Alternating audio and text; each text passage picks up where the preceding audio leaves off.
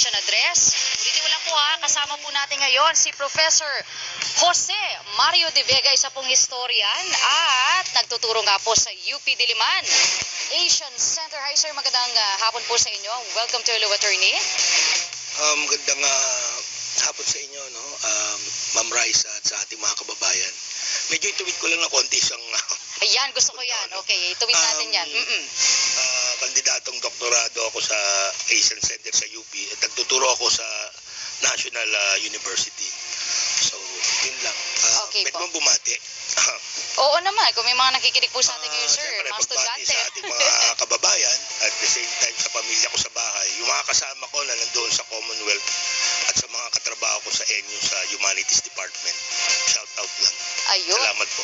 Professor, para lang po malinaw tayo dito sa pinag-uusapan po nating tradisyon, kasi akin pong nabasa na mula po noong 1986, ang bawat Pangulo ng Republika ng Pilipinas ay nagsasagawa nga ng tinatawag nilang State of the Nation Address. Pero sir, 1986 ba talaga, Professor, nag-umpisa itong pagsasagawa ng talumpati ng mga Pangulo natin dito sa bansa?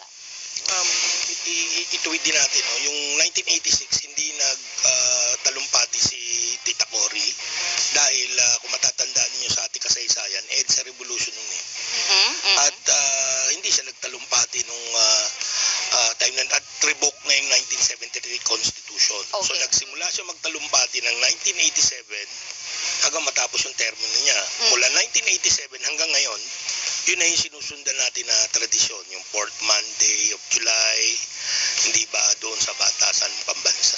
Okay, pero meron po bang dahilan kung bakit, Professor, isinasagawa po ng ika-4 o na Lunes ng Hulyo ang State of the Nation Address? Meron po bang sentimental reason to it, but yun?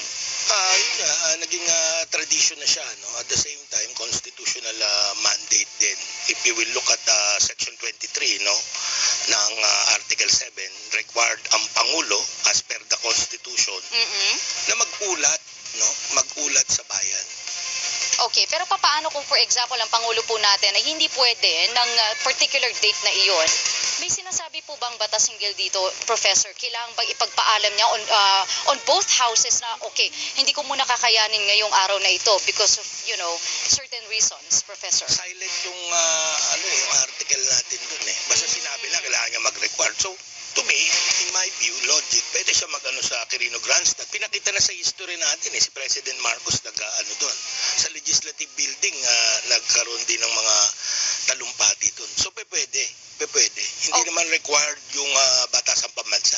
Oh, hindi. I mean, we're talking about venues, no, sir? Opo. Yeah. So, hindi required na sa batasang pambansa tumatayo ang ating Pangulo para magbigay ng update sa ating lahat. Pero kung sakali man po na pipili siya ng venue na iba, dadaan pa ba siya sa both houses? Ipagpapaalam pa ba niya? O hindi naman na, dahil siya naman ang Pangulo, siya na lang ang magde-decide dito? Kailangan niya rin kausapin dahil ito ay mga pinunong lingkod bayan din. Diba? Nandun ang Pangulo ng Senado at ang pinuno ng Kongreso na sa feeling ko, mas gusto ko sa Quirino Grandstand dahil mag-uulat naman ako, hindi pa para sa inyo kundi sa taong bayan. So para mapalapit ako sa taong bayan at mabawasan ang mga passion show nyo, doon tayo sa Luneta. Grabe yun. Ako tingin ko ganun. Parang, grabe diba? ang At maraming tao ang makakain doon sa 20 milyong piso na nakalaan dyan, na hindi ko maintindihan paano kakainin lahat ng mga bisita yung ngayon, di ba? I understand, Professor. Oo, so sinasabi niyo po na syempre ang ating po State of the Nation Address ay para nga po sa lahat. Meron po bang sinasabi ang konstitusyon natin kung si ilan o sino-sino in particular sa mga government officials ang required na pumunta in person para panoorin o sama ng Pangulo natin dito sa SONA?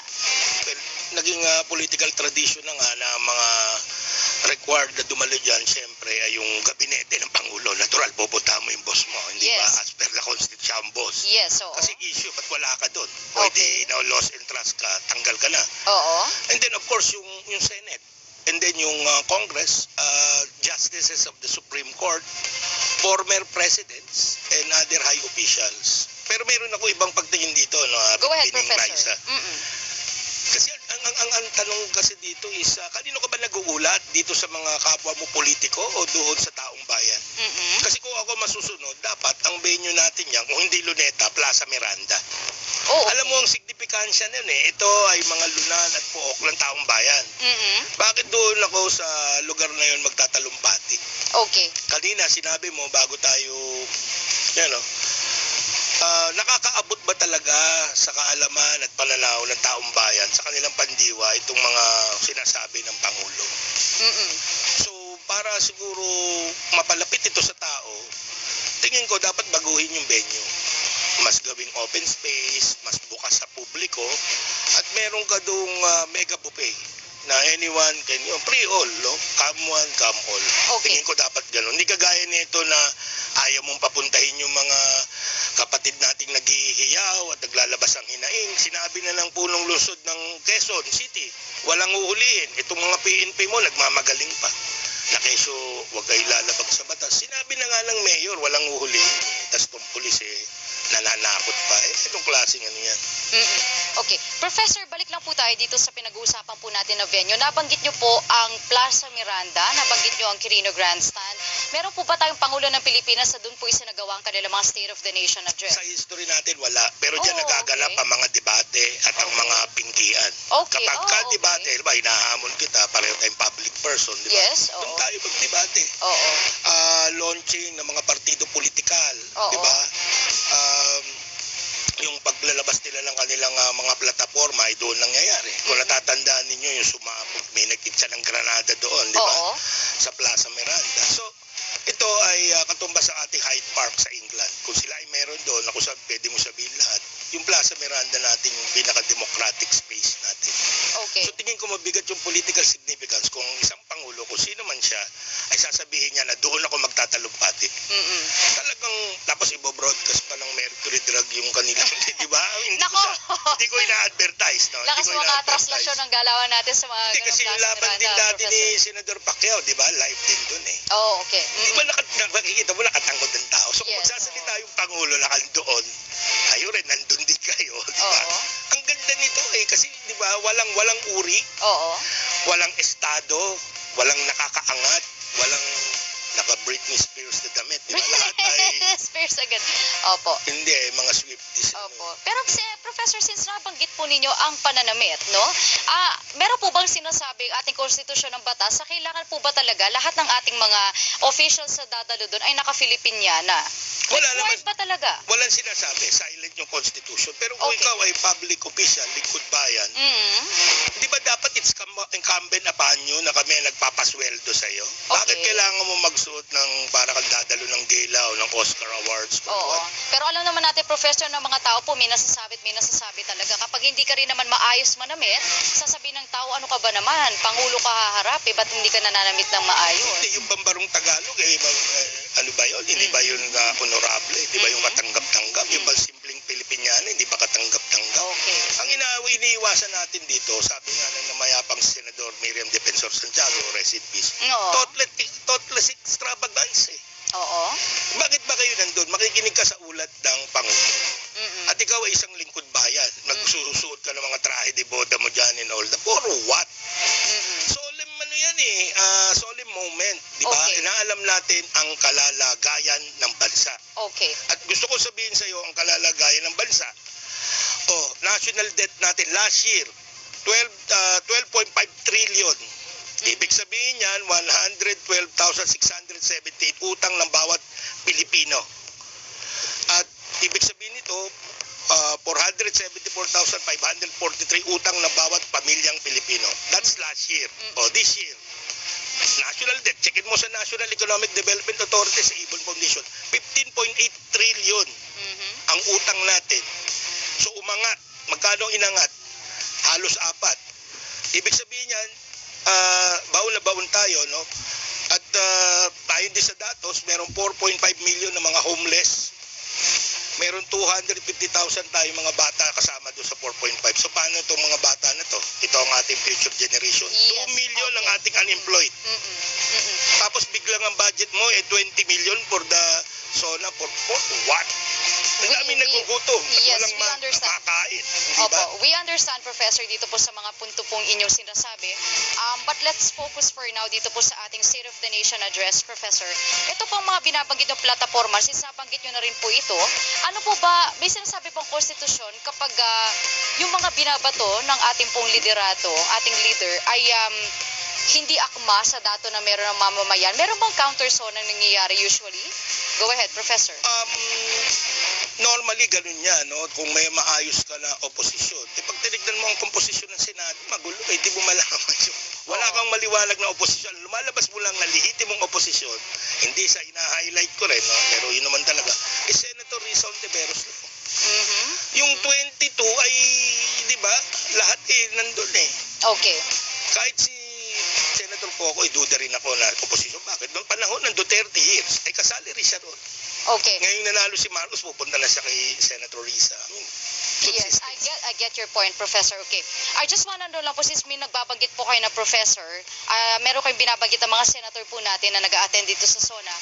Kapag po ba ganyan, meron po ba tayong requirement as to how many can actually attend sa SONA? Base po dito sa kasaysayan na meron po tayo, no?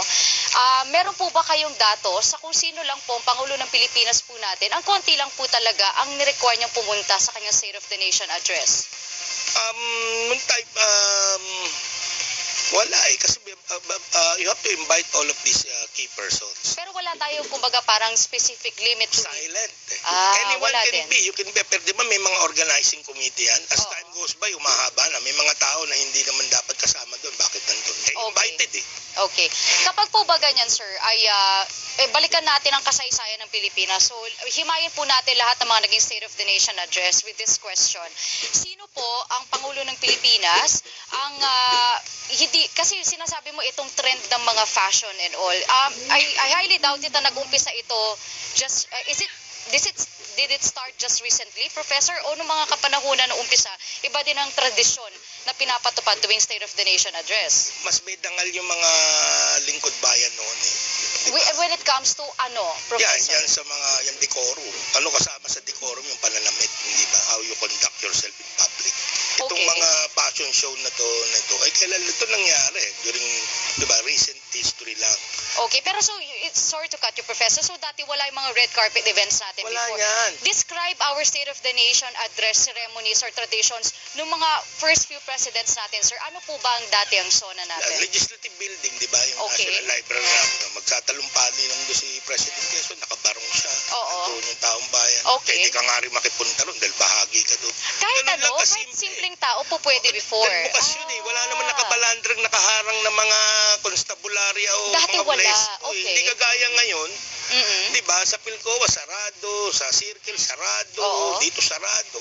Dati hindi. Dati wala niyan. You can come. Kasi Okay. wala dahil sa'yo nga nag-uulat ang Pangulo Kasi Okay. hanggang ngayon tumingin ka pag pumunta ka sa, di ba, sa Ating National Library Museum, open siya Okay. So bababa ka lang, di ba, at makikinig ka. In fact, di ba si Presidente, si Pangulong BBM, meron siyang event na nagtalumpati siya, di ba? Yes. Okay. Ini-invoke din niya yung history ng building na yun. Alright. Di ba? Alright. So yun yung punto doon. Pero sa ngayon po kasi ng mga panahon ngayon, medyo may mga ilan din mga kaganapan po, Professor, na pupunta sa ganitong sitwasyon ng ating mga SONA. Mas mabigat ang seguridad, dumaan din po ang ating pandemya. Kapag po ba ganyan, Professor, nagkaroon po ba ng instance sa SONA po natin na nagkaroon ng kumaga nalagay sa peligro yung isa nating Pangulo? Did we have any situation like that? Wala yan. Except in 1971, nagtalumpati yung tatay ng Pangulo na binato siya ng kabaong na may buhaya. Yun lang yung Kailan yun? 1971. Tagal-tagal na rin. Papasok ang 70-71, FQA first quarter storm. Yun lang. Pero aside from that, matahimik na ang SONA natin. Paano ka naman lalapit dyan? Look at the phalanx of the police. Ang habol lang naman ng mga realista, umabot siguro ng Sandigan Bayan. From Sandigan Bayan po, ang layo pa noon. Ilang kilometro pa yun. Masyado ang inaano ko bakit OA. Noong 1998, nung unang upo ni President Erap, inimbita niya yung mga aktivista in 1998. Yun Pero lang yun. kanya-kanyang style ang ating Noong mga 99, pangulo. hindi niya na ginawa. Okay. Nung nakaupo si Duterte, di ba, nabudol tayo. Nung una niyang Pero pandemya yung kay Pangulong Duterte po. Hindi, noong nun, 2016. Hindi pa Okay. naman pandemya yun. Inimbitahan niya yung mga kilusang kaliwa noong 16. Pero of course, noong 18, nag-love hate na sila. Iba-ibang sitwasyon bawat Yeah. sa State of the Nation address sa ating mga Pangulo. Professor, bibigyan ko lang ng pagkakataon na tayo po ay mag-review na iba pa natin sa mga research materials kasi sa ngayon po ay magbibigay daan po muna ako sa ilang mga paalala. Naririnig pa rin po ngayon dito sa Radyo sa Istreta ang ating special coverage ng State of the Nation address ng ating Pangulong Marcos. Kung kayo po may mga katanungan higil sa